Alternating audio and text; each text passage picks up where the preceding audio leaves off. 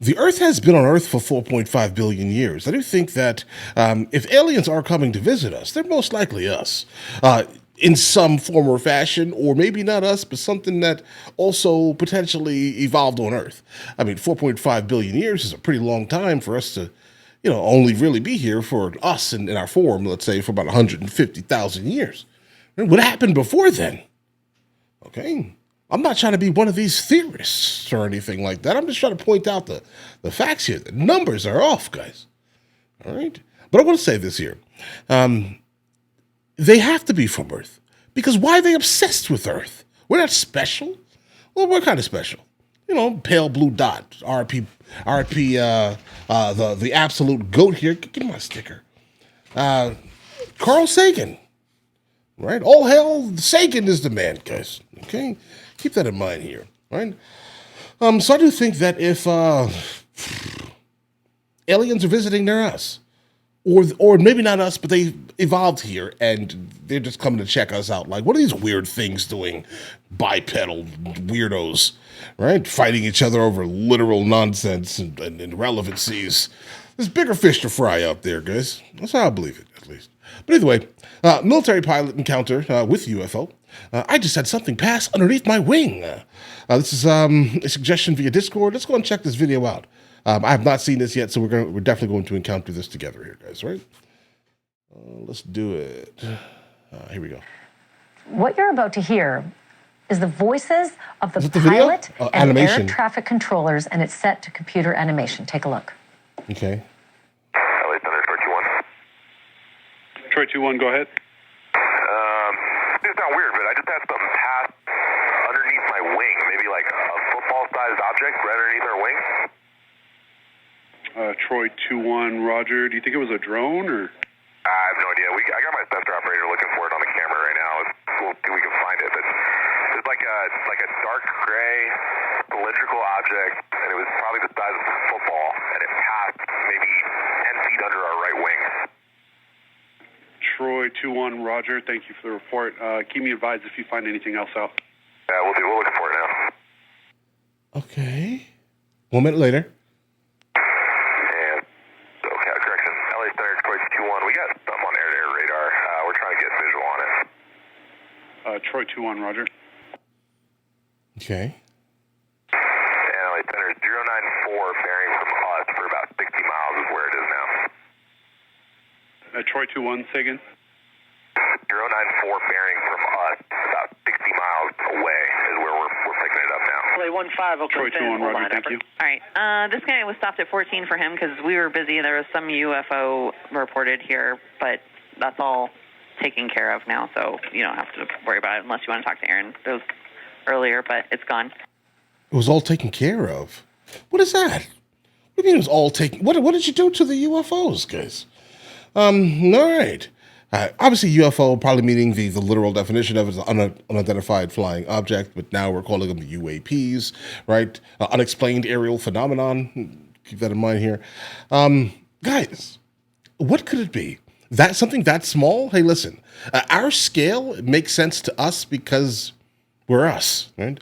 There could, in fact, be some type of super advanced being that is absolutely minuscule, and we're at literal giants compared to them. Who knows, right?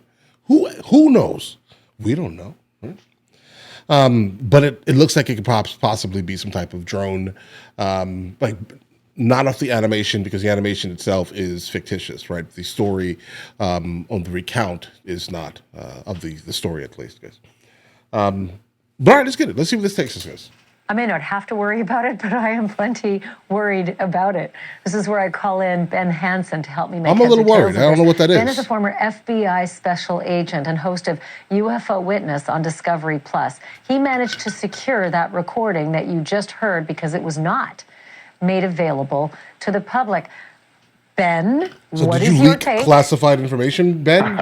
This is a really interesting case. It was actually the air traffic controller who reported it to the National UFO Reporting Center, or NUFORC. So NUFORC is actually cited in the FAA regs as one of the places where pilots can go to make reports. So first, we want to thank the controller for reporting it, and also for the pilots. This was a Homeland Security flight, actually. So they were really? I don't want to say covert, but they were on a mission, probably doing drug interdiction or something like that.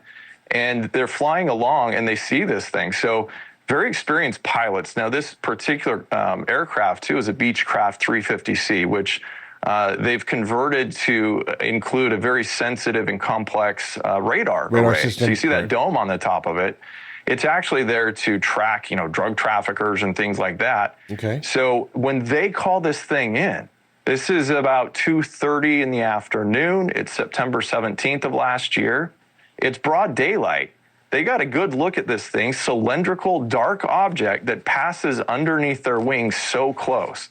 So, I mean, obviously you can see there's big problems with that happening in controlled airspace like they were, and they weren't notified of any air traffic that was supposed to be in the area. Or any tests or anything? So the animation, by the way, it's so realistic, I was caught off guard. Was that sort of made with the help of those who witnessed? I think that's age-related, let's say. It was not very realistic. But if you come from a different time where special effects were, like a film through like a potato type of thing, guys, then I understand that statement. But it's not very realistic at all. So realistic, I was caught off guard. Was that sort of made with the help of those who witnessed it so that it's as accurate as it can be?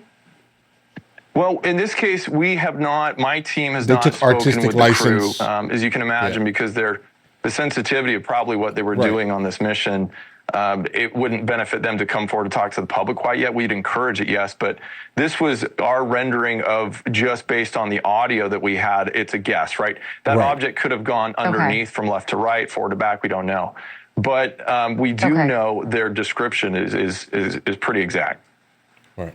I'm also sort of gobsmacked by 20,000 feet because I don't think that ground-controlled, unmanned flights can operate at that altitude. Call me crazy. I think at one point they asked if it was a drone. What's the word on the possibility of some kind of a drone activity?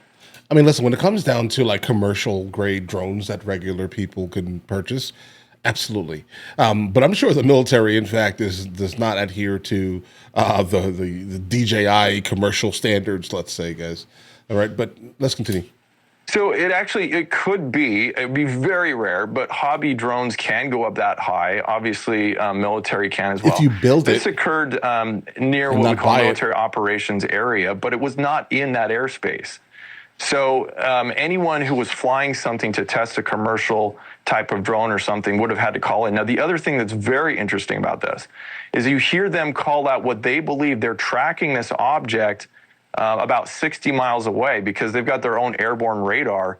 And the pilot calls back to air traffic control, says, we think we have it. Now, debatable whether their radar array could see something this small at 60 miles. But if true, within the 2 minutes when they called back, that would place this object going about Mach 2.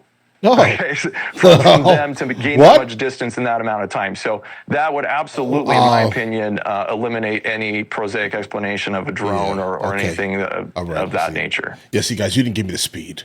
All right, if you would have given me the speed to begin with, I wouldn't have said so much ignorance. Thanks for watching. Well, that's it? All right. Guys, listen. I have no idea what that is. That's absolutely frightening. And specifically in a time where we're starting to realize that for some reason, a lot of these planes and things are going down. What's going on with that? Right?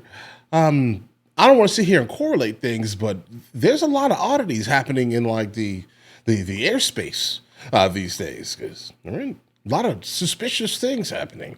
I don't want to sit here and say, you know what, listen, UFO, right? But the problem is that the easiest answer is normally the answer. So, like a lot of the times, like don't even think too deeply. What is this?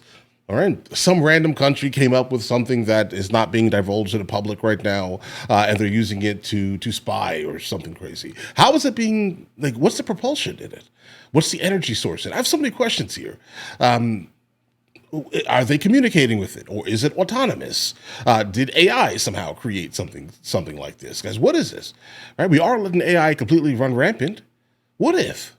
I don't know. Maybe the AI thinks that we're terrible for the Earth and want to destroy it. That's a movie. Jesus Christ.